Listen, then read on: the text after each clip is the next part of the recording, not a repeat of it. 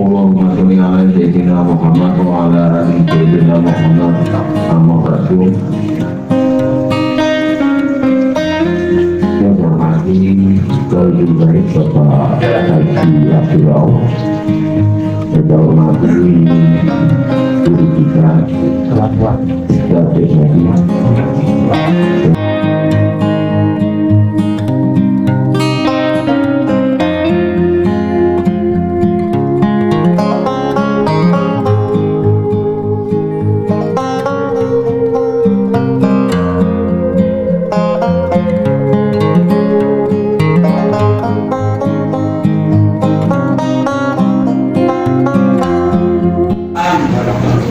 pertama nggak apa-apa nih, nyantai. Ada seorang murid yang sayang sama gurunya, saking sayangnya setiap sholat itu maunya bareng terus sama gurunya.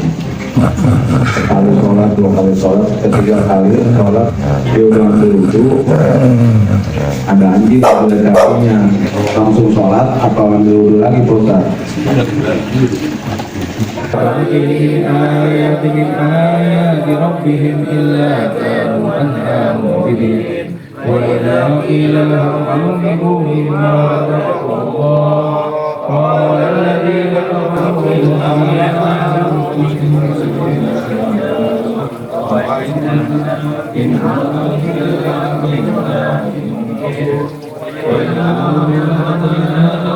إِنْ كُنتُمْ صَادِقِينَ ما ينظرون إلا أيديكم وأرجلكم لعلكم تشكرون.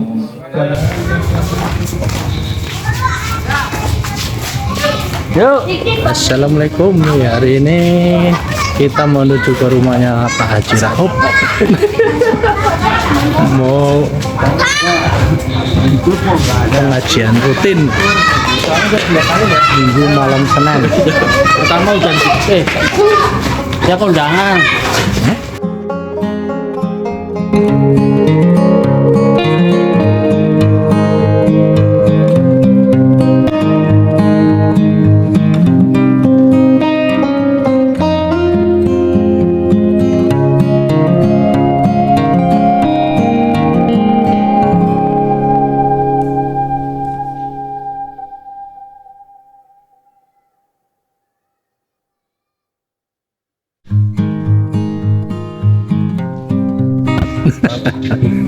Apa ya? Nah, ini jam segini anak-anak masih pada main bola, main apa? Harusnya di situ ada jam belajar untuk anak dari Senin sampai hari Jumat. Tidak boleh bermain di sini ada jam 8 untuk belajar di rumah. Betul nggak, Pak? Betul, Pak. Jalan dulu ya. Oke. Dah. Saya nggak ikut ngaji.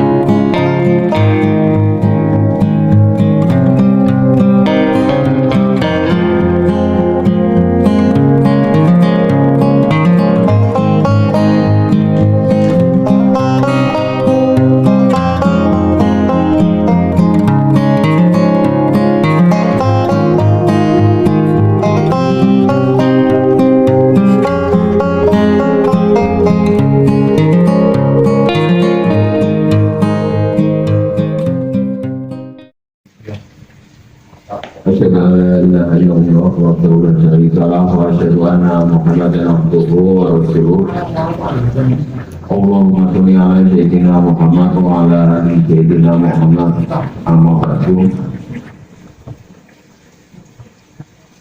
Yang hormati lebih baik Bapak Haji Abdullah, saya hormati guru kita, Ustaz Haji, saya hormati Ketua Alim Banidain, Bapak Kepedendi, saya hormati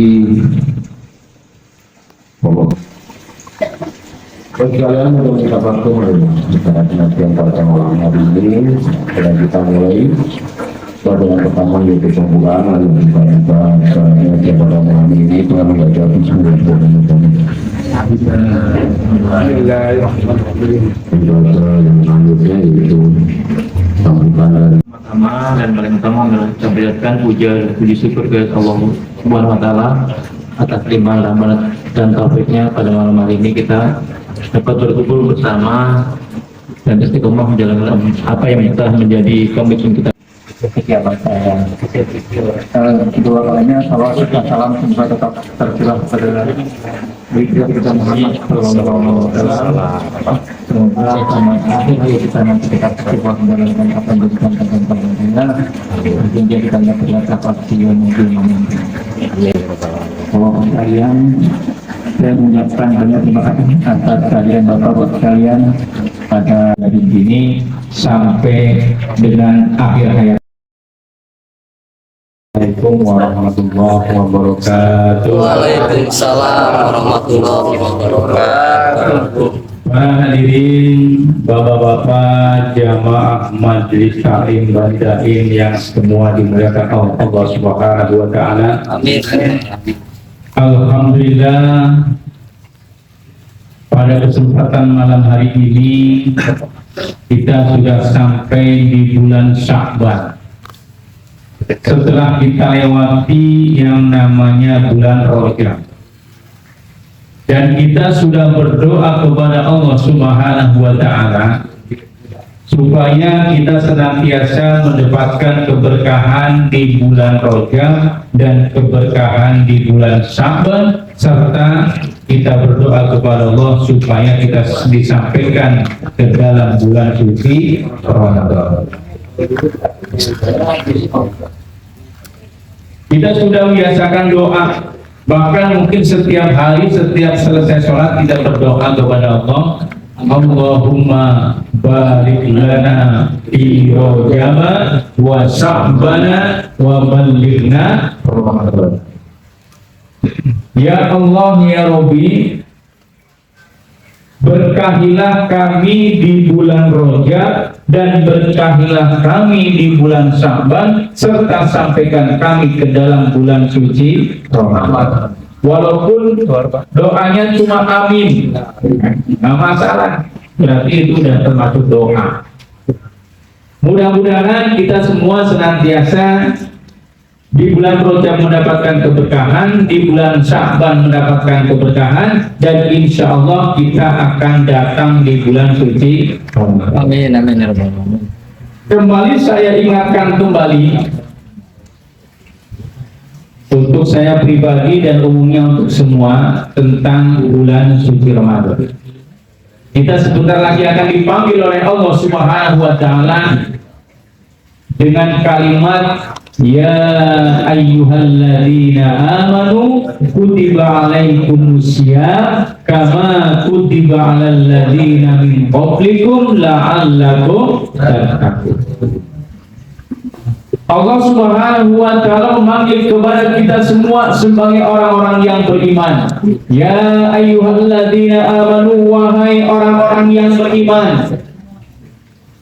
Kutiba alaikumusiyam, diwajibkan atas kamu untuk berpuasa di bulan suci Ramadan. Berarti hal ini yang dipanggil orang-orang yang beriman. Allah tidak memanggil seluruh umat manusia, tidak. Makanya kalimatnya bukan ya ayuhan nas, kutiba alaikumusiyam, bukan, tapi kalimatnya adalah ya ayyuhalladzina amanu kutiba alaikumusiyam. Berarti kalau datang bulan puasa atau bulan suci Ramadan kita nggak mau puasa, nah Pak Sabirin ada nggak Pak Sabirin? Puasa Pak Sabirin, jangan lupa. Joget boleh, yang penting puasa. Kalau kita nggak mau puasa, ini udah dipanggil oleh Allah, berarti tidak termasuk golongan orang-orang yang beriman. Ya. Kita boleh mengaku Islam,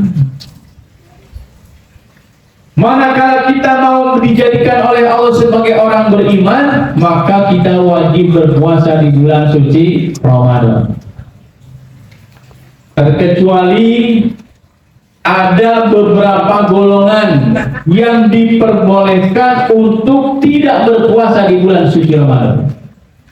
Biasanya kalau puasa Ramadan itu banyak pertanyaan, tapi nanti saya kasih kesempatan setelah selesai ini. Ada beberapa golongan yang diperbolehkan untuk tidak berpuasa. Yang pertama yang diperbolehkan untuk tidak berpuasa adalah anak kecil, anak yang belum balik. Jadi kalau di sini jamaah ada yang nggak puasa, berarti masih belum balik. Perlu disunat lagi. Pokoknya kalau lihat pasti piring dulu ya puasa, sunat lagi tuh. Jamaahnya. Yang kedua yaitu orang yang gila. Dia dewasa tapi gila, akalnya itu nggak sampai.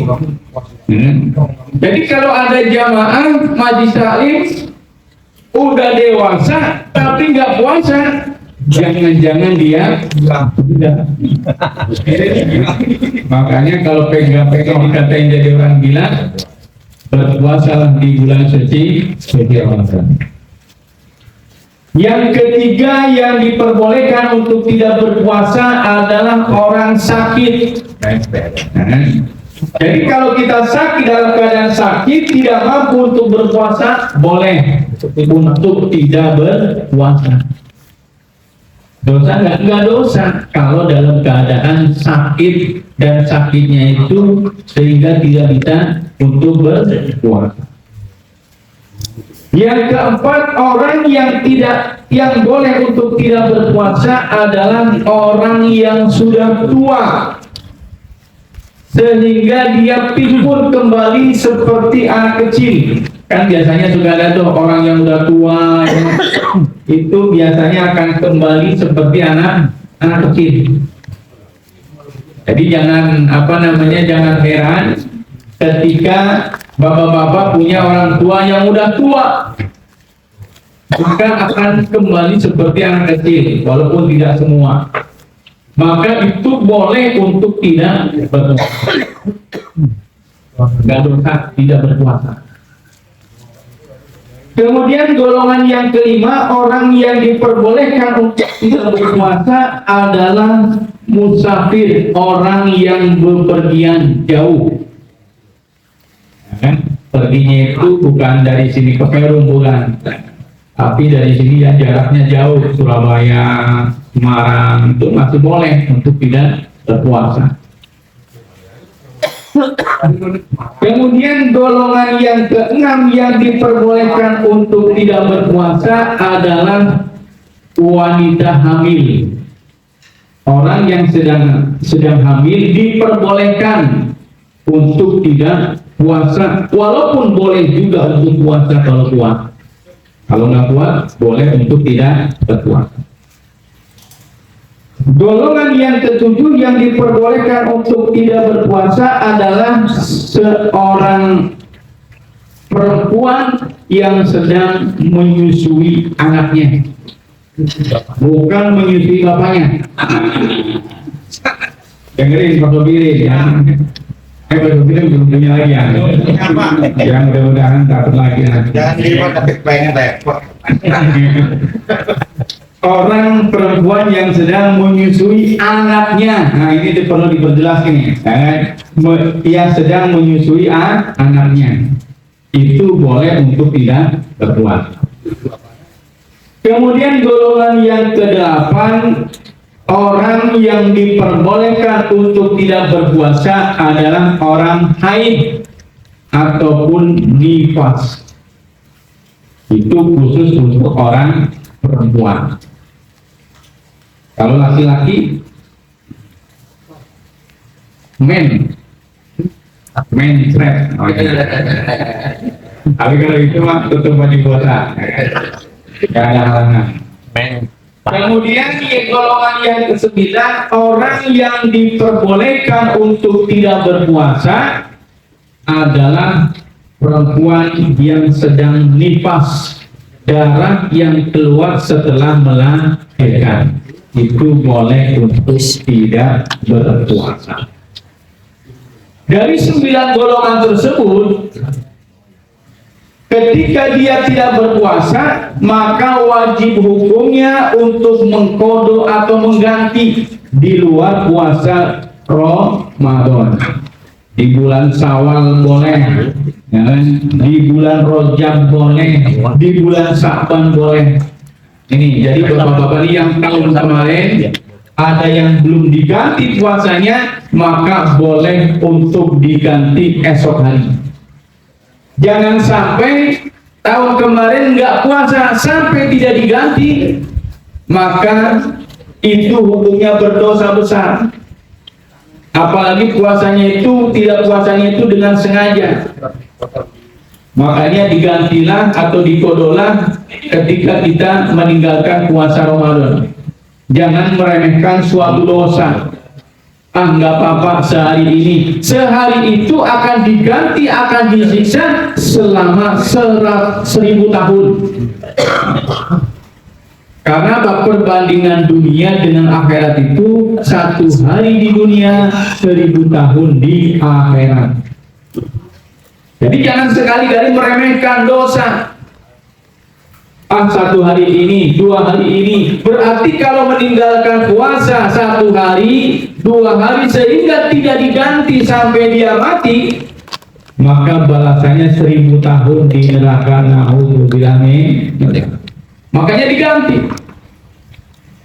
Jadi meninggalkan puasa Ramadan itu termasuk bagian daripada dosa besar. Beda kalau anak kecil itu yang belum balik tidak puasa nggak perlu diganti. Tapi kalau orang dalam perjalanan nggak puasa wajib diganti. Orang sakit wajib diganti ketika sembuh. Nah. Kemudian orang yang hamil wajib diganti setelah sudah tidak hamil lagi. Orang yang menyusui wajib diganti setelah tidak menyusui lagi. Orang yang haid wajib diganti setelah tidak haid. Dan orang yang nifas wajib diganti setelah nifas di luar bulan suci Ramadan. Namanya qadha. Wajib hukumnya. Para hadirin bapak-bapak jamaah Majelis Alim Bandani yang dimuliakan Allah Subhanahu wa taala. Jadi ada di sini ada beberapa golongan yang boleh untuk tidak diganti. Siapa dia? Yang pertama puasanya anak kecil, yang kedua orang yang gila yang tidak sembuh-sembuh. Maka boleh untuk tidak diganti. Gila aja. Kalau nggak puasa terus ya berarti gila terus itu. Berarti nggak waras terus. Tapi kalau dia sembuh wajib ganti ya Pak?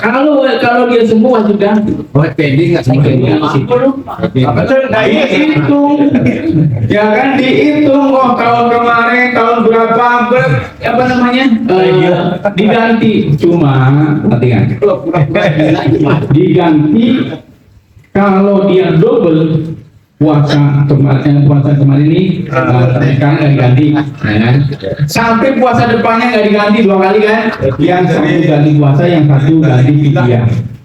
Jadi dari tadi Dan bilang boleh fidyah dia, Pak, ya? fidyah. Kalau 3 kali berturut-turut berarti 2 kalinya bayar fidyah. kamu bilang tadi. Fidyahnya 2. Yang satu ganti. Yang satu ganti, yang satu puasa. Yang satu fidyah, yang 2 itu fidyah. Begitu juga ketika gila. Ya kan? Dia gila masa usia balik. Dia masa usia balik, kemudian umur dewasa sembuh. Diwajib 1 kali diganti fidyah berapa yang ditinggal. Paham ya? Bahasa gila lah. Jangan gila lah. Jangan merasa gila ya. Kemudian yang kedua, yang boleh untuk tidak diganti Gila apa aja. adalah orang tua yang sampai meninggal dia nggak kuat. Ya kan? Orang tua nih apa namanya yang kecil itu kan, maka tidak wajib dipodok tapi wajib dibayar fidyah. Sama siapa? Ahli warisnya. Kalau dia hartanya banyak, maka digunakan dulu, diambil dulu sebelum dibagi waris. Anak orang tua kaya nih, Pak dulu ya kan, dia meninggalkan puasa berapa Ramadan, kemudian dia meninggal, maka harta yang dia tinggalkan disisihkan dulu untuk membayar fidyah, untuk pengurusan jenazah, dan untuk pengurusan yang lain sebelum harta warisnya dibagikan ke anak-anaknya. Ya. Jangan dibagi dulu, kan? Jangan dibagi dulu, tapi diambil dulu untuk kebutuhan yang seperti itu. Kemudian orang yang boleh untuk tidak diganti adalah orang sakit yang tidak kunjung sembuh. Sakit, nggak puasa, nggak kunjung sembuh, sampai mati. Wajib itu kan, tapi wajib bayar fidyah. Tapi ada satu yang membatalkan puasa, yang hukumannya adalah hukuman besar, yaitu orang yang berpuasa bersetubuh suami istri di siang hari. Hati-hati, hati-hati. Jangan sampai berhubungan suami istri di siang hari. Untung belum ada. Yang ada orang lain. 2 tahun loh puasanya. Sendiri ya. Ya, istri sendiri.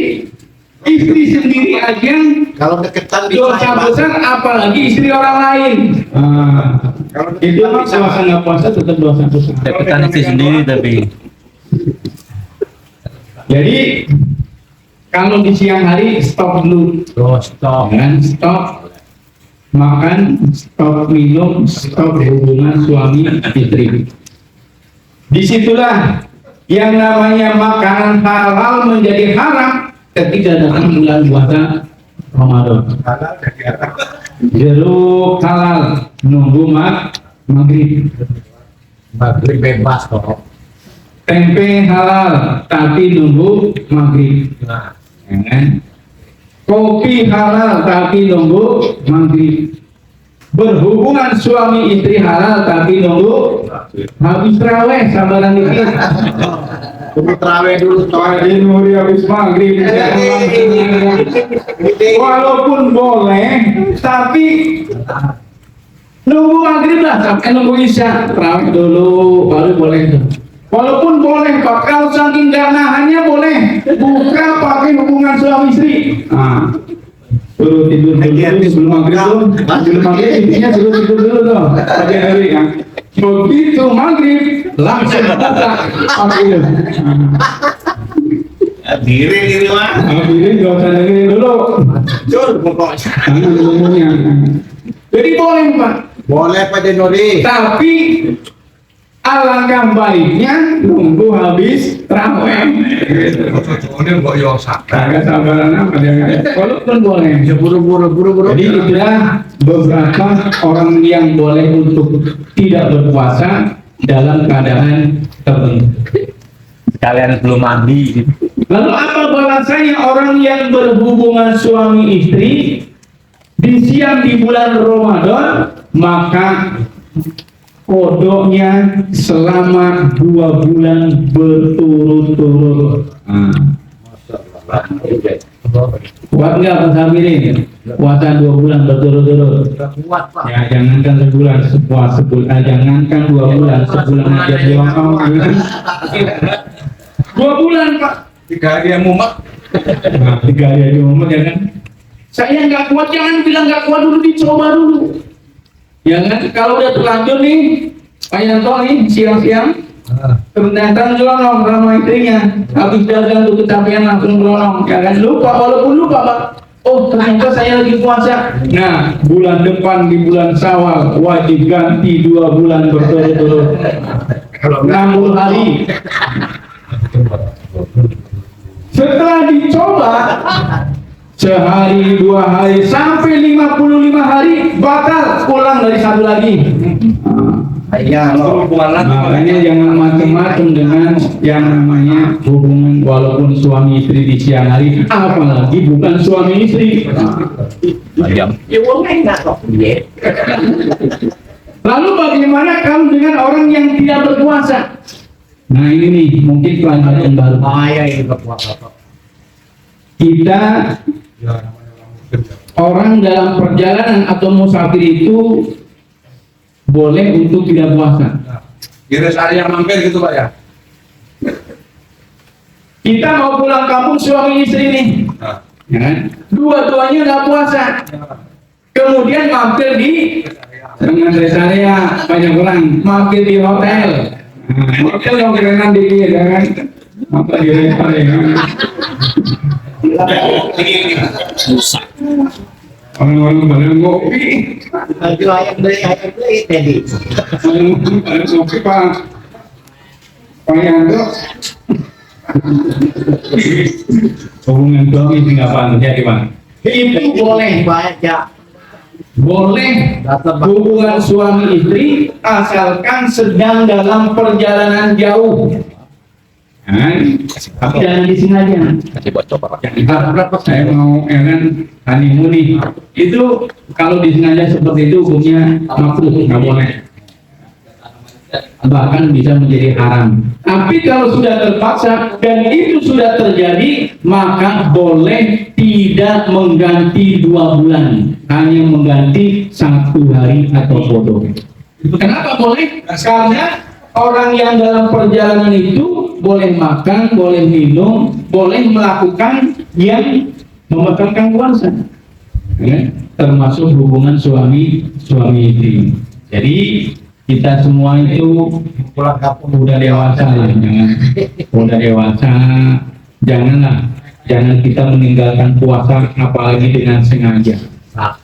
Dalam perjalanan kita diperbolehkan untuk tidak berpuasa, tapi kalau mampu dan kuat lebih utama berpuasa.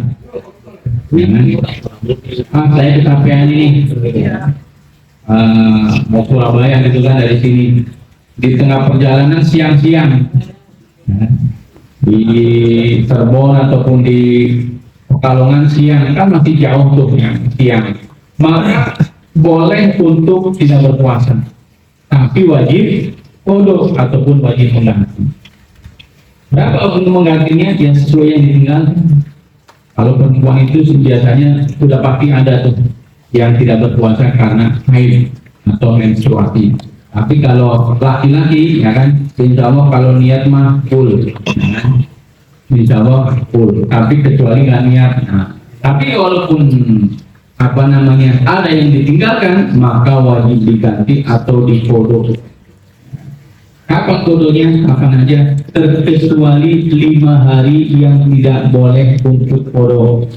Yang pertama, hari raya Idul Fitri tanggal 1 Syawal, itu nggak boleh, baik puasa sunnah maupun puasa kodok haram hukumnya. Puasa di bulan Syawal, yaitu 1 Syawal Idul Fitri. Yang kedua, puasa di hari raya Idul Adha tanggal 10 Zulhijjah. Yang ketiga, 4 dan 5 yaitu di hari Tasyrik tanggal 10 tanggal 11, 12 dan 13 Zulhijjah atau hari asri itu hari-hari yang diharamkan untuk berpuasa. Maka dari selain itu boleh, silahkan mau puasa hari Senin, hari Kamis, hari Jumat, hari Sabtu, asalkan puasa qada boleh. Saya puasanya nantilah bulan Rajab, boleh. Di samping puasa qada dapat pahala Rajab. Saya puasanya nanti hari Senin aja, boleh. Di samping puasa qada dapat puasa hari Senin. Sambil menyelam, sambil minum air, gitu. Para hadirin, bapak-bapak, jamaah majlis taklim yang dimuliakan Allah Subhanahu wa Ta'ala, mungkin itu saja sedikit pelajaran yang bisa saya sampaikan. Namun apabila ada yang belum dimengerti, boleh ditanyakan. Kalau tanya di sini malu, boleh lewat WA. Ya kan? Udah ada nomornya semua tuh di grup majlis Bani Air. Silahkan tanya. Kalau bisa saya jawab, kalau nggak bisa ya saya diemin. Baik, itu saja. Semoga bermanfaat. Kurang lebihnya mohon maaf. Wabillahi taufiq wal hidayah. Assalamualaikum warahmatullahi wabarakatuh. Waalaikumsalam warahmatullahi wabarakatuh. Bapak sekalian, bila tadi tausiah yang telah disampaikan oleh Bapak tadi, mudah-mudahan dengan tausiah tadi kita bisa mengambil manfaatnya. Selanjutnya, bulan Ramadan yang tinggal beberapa hari lagi, mudah-mudahan kita yang biasa diberi kesehatan oleh Allah SWT, bisa memenuhi bulan Ramadan dan bisa melaksanakan ibadah bulan Ramadan sebulan Ramadan. Amin Allahumma amin. Untuk acara selanjutnya yaitu ramah tamah. Untuk itu waktu semuanya saya serahkan kepada jemaah. Terima kasih.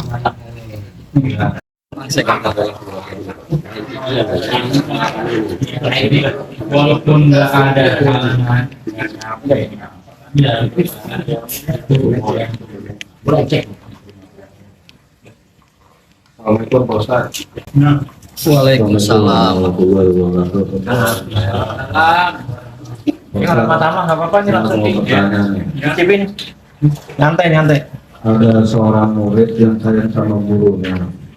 Saking sayangnya, setiap sholat itu maunya bareng terus sama gurunya. Sekali sholat, 2 kali sholat, ketiga kali sholat, dia udah ambil wudhu, ada anjing yang jilat kakinya. Yaitu langsung sholat, apa ambil wudhu lagi, Pak Ustaz? Ada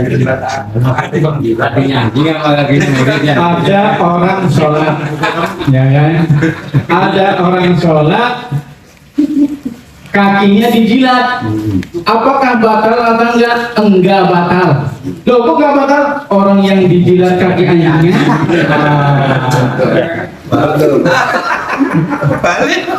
Orang yang dijilat kaki anjingnya enggak batal. Terkecuali yang dijilat itu adalah kakinya orang yang lagi sholat. Betul, nah. Maka orang yang terjilat anjing sama anjing lagi sholat, maka batal sholatnya. Lalu harus disucikan dulu. Nah, ini perbedaan anjing serigala. Najis selain najis daripada anjing dan babi. Kalau najis anjing dan babi itu tidak cukup dibasuh saja, tidak cukup dicuci saja. Tapi kalau terkena najisnya anjing dan babi, maka wajib dicuci sebanyak 7 kali. Salah satunya dicampur dengan debu atau tanah. Saya udah cuci ini selama sebanyak 20 kali, tapi belum pakai dengan debu ataupun tanah, maka belum disebut suci. Ya. Wah, sekarang kan zaman modern, perlu cukup pakai sabun saja tidak, Pak. Karena ini adalah syariat di mana Rasulullah SAW mengajarkan kepada kita walaupun ada sabun, walaupun ada alat apa, tetap persyaratan menggunakan debu ataupun tanah wajib hukumnya. Yang biasa pegang-pegang anjing nih, hati-hati ya. Yang biasa pegang-pegang anjing, yang biasa dijilatin anjing. Kalau megang doang tuh najis gak sih Pak? Apa dijilat tok? Apaan? Kalau megang bulunya gitu. Megang bulunya kalau basah najis, ya, kalau kering enggak. Ya. Jadi harus dicuci sebanyak 7 kali, salah satunya menggunakan debu atau tanah. Keberapa kalinya terserah, yang penting jangan terakhir. Ya kan? Jangan ketujuhnya baru pakai tanah, ya kan? Belepotan. Tapi boleh yang kedua, boleh yang ketiga, boleh yang keempat, boleh kelima, boleh keenam. Yang penting jangan ketujuh. Yang kedua Ustaz. Yang kedua nih. Babi itu kan haram Ustaz ya. Babi itu kan haram ya. Haram. Tapi saya suka Ustaz. Gimana tuh Ustaz? Walaupun suka ya haram, suka nggak suka haram. Jangan mengalahkan pendapat sendiri dibanding pendapat agama.